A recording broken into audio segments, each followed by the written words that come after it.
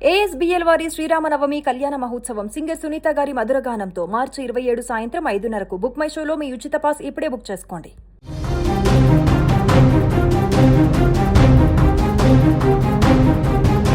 ముద్దులోలికే ఆ చిన్నారి కన్నతండ్రి ప్రేమగా పండు చేతికందిస్తే ఎప్పట్లాగే మురిపంగా తినేసింది. నాన్న తెచ్చిన తీపి పండని ఆ ముక్కు పచ్చలారని బిడ్డ మురిసిపోయింది. కానీ ఆ చిట్టి తల్లికేం తెలుసు, కంటికి రెప్పలా కాపాడవలసిన ఆ కన్న తండ్రే తన పాలిట యముడయ్యాడని. అమ్మపై పెంచుకున్న కక్షకు అభం శుభం తెలియని తన ప్రాణమే బలైపోతుందని ఆ పసిగుండె ఊహించలేకపోయింది. యాదాద్రి భువనగిరి జిల్లాలో జరిగిన ఈ హృదయ విదారకర ఘటన సభ్య సమాజాన్ని ఇప్పుడు నివ్వెరపోయేలా చేస్తోంది. ఒక చిన్నారి ప్రాణాన్ని తండ్రే బలి తీసుకున్నటువంటి తీరు వింటే ఇప్పుడు కన్నీళ్లు ఆగవు. సంస్థాన్ నారాయణపురం మండలంలోని లచ్చమ్మగూడెం గ్రామంలో జరిగినటువంటి ఈ విషాదం వెనుక ఉన్నది మూర్ఖత్వం, పగ మాత్రమే. స్థానికంగా ఉండే వరికుప్పల రవికి 3 ఏళ్ల క్రితం స్వాతితో వివాహమైంది. వీరికి 2 ఏళ్ల మేఘన, 9 నెలల మయూరి అనే 2 కుమార్తెలు. కాపురంలో తలెత్తినటువంటి కలహాలు ఆ పచ్చని సంసారంలో నిప్పులు పోశాయి. 3 నెలల క్రితం గొడవలు ముదరడంతో స్వాతి చిన్న కుమార్తెను తీసుకొని పుట్టింటికి వెళ్ళిపోగా పెద్ద కుమార్తె మేఘన తండ్రి వద్దే ఉండిపోయింది. అయితే తన పెద్ద బిడ్డను కూడా తన వద్దకే పంపించాలని స్వాతి పెద్దల సమక్షంలో కోరింది కూడా. దానికి రవి ససేమీర అనడంతో ఆమె పోలీసులను ఆశ్రయించింది. మాడ్గుల పోలీస్ స్టేషన్లో ఫిర్యాదు చేయడంతో పోలీసులు ఇరు వర్గాలను చర్చలకు రమ్మని పిలిచారు. సోమవారం రోజున పెద్ద మనుషుల సమక్షంలో పంచాయతీ కూడా జరగాల్సి ఉంది. కానీ రవి తన పరువు పోయిందన్న ఆక్రోశమో, తన బిడ్డ తన దగ్గర లేకుండా పోతుందన్న మొండితనమో తెలియదు కానీ కన్న కూతురునే కడతీర్చాలనే రాక్షస నిర్ణయానికి వచ్చాడు. శనివారం రోజున బజారు నుంచి సపోటా పండు తెచ్చాడు. ఆ పండులో ఎలకల మందు కలిపాడు. నాన్న పండు తెచ్చాడని ఎంతో సంతోషంగా ఆ చిన్నారి మేఘన దాన్ని తిన్న కాసేపటికే ఆ చిన్నారి వాంతులు చేసుకుంటూ అపస్మారక స్థితిలోకి వెళ్ళిపోయింది. ఆ తర్వాత రవి కూడా నిద్రమాత్రలు ఎలకల మందు కలిపినటువంటి నీళ్లు తాగి ఆత్మహత్య యత్నం చేశాడు. కుటుంబ సభ్యులు గమనించి ఆరా తీయడంతో అసలు బండారం బయటపడింది.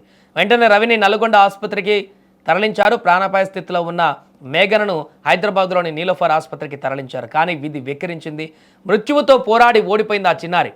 చికిత్స పొందుతూ సోమవారం ఆ పసిగుండె ఆగిపోయింది. అసలు ఈ ఘటనకు సంబంధించి పూర్తి వివరాలు తెలుసుకుందాం. అసలు ఏం జరిగింది, ఎలా గొడవ మొదలైంది, పూర్తి వివరాలు మా ప్రతినిధి శరత్ ఫోన్ లైన్లో మరిన్ని వివరాలు అందిస్తారు. శరత్, ప్రస్తుతం అసలు ఏం జరిగింది ఈ ఘటనలో, అక్కడ గ్రామంలో తాజా పరిస్థితులు ఏంటి? Thank you Sai. యాదాద్రి భువనగిరి జిల్లాలో కన్న తల్లులు తండ్రులు పాపలను చంపడం ఒక వరంగం అని చెప్పవచ్చు. ఎందుకంటే ప్రధానంగా చూసుకున్నట్లయితే మనం చూసాం, నిన్న మొన్నటి వరకు ఎన్నో ఘటనలు జరిగాయి. తల్లులు పిల్లలు చంపినటువంటి ఘటన మధ్య మరొక తండ్రి ఒక పాపను చంపినటువంటి ఘటన జరిగింది. యాదాద్రి భువనగిరి జిల్లా సంస్థాన్ నారాయణపూర్ మండలం లచ్చమ్మగూడలో విషాదం చేయాలనుకున్నాను చెప్పవచ్చు. భార్యాభర్తల మధ్య ఉన్నటువంటి విభేదాల కారణంగా మేఘన 2 సంవత్సరాల మేఘన బలైనటువంటి విషయం చెప్పవచ్చు. కన్న తండ్రి పండు తెచ్చారని చెప్పి సపోటా పండించారని చెప్పి తిన్నటువంటి పాపానికి అందులో ఎలకల మందు కల్పించినటువంటి సంఘటనలో ఆ పాప మరణించడం జరిగింది. నిజంగా ఎన్నో సంఘటనలు జరుగుతున్నాయి.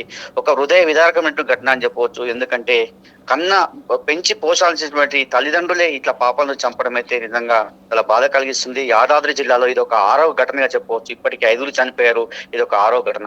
5 కూడా తల్లులు చంపేస్తే ఈ 6వ సంబంధించినటువంటి మేఘనను మాత్రం తండ్రి చంపేసినటువంటి ఘటన అని చెప్పవచ్చు.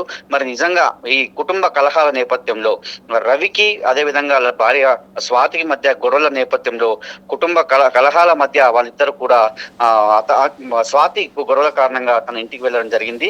అక్కడ 2 పాపలతో ఉన్న సందర్భంలో మొదటి పాప అయినటువంటి మేఘనను నేను తీసుకెళ్తానని చెప్పి పెద్దల సమక్షంలో ఆ మేఘనను తీసుకొచ్చి ఈ అఘాయిత్యానికి పాల్పడని చెప్పవచ్చు. మరి ప్రధానంగా ఎందుకు ఇంత దారుణానికి ఒడిగట్టాడు అంటే, ఎప్పుడైతే మేఘనను తన ఇంటికి తీసుకొచ్చారో, తన సొంత ఇంటికి తీసుకొచ్చారో రవో, అప్పుడు ఈ స్వాతి తన కూతుర్ని తీసుకొని వెళ్ళారని చెప్పి మాడుగుల పోలీస్ స్టేషన్ లో కంప్లైంట్ చేసింది. మాడుగుల పోలీస్ స్టేషన్ నుంచి సంస్థాన్ నారాయణపూర్ పోలీస్ స్టేషన్ కు కంప్లైంట్ వెళ్ళడం జరిగింది.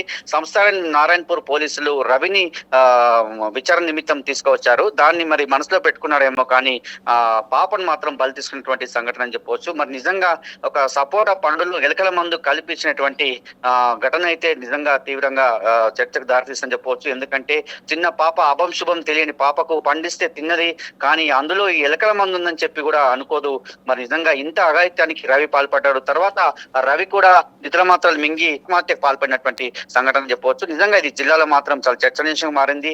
ఎన్నో ఘటనలు జరుగుతున్నాయి, ఎంతో అవేర్నెస్ కార్యక్రమాలు చేపట్టినా కూడా తల్లులు ఇలా అనవసరంగా పిల్లలు అయితే బలి తీసుకున్నటువంటి సంఘటన మాత్రం నిజంగా బాధ కలిగిస్తుంది. మరి నిన్న జరిగినటువంటి ఘటన పైన చాలా మంది మానసిక నిపుణులు మాత్రం అదే చెప్తున్నారు. క్షణికావేశం ఇలాంటి నిర్ణయాలు తీసుకున్నారు.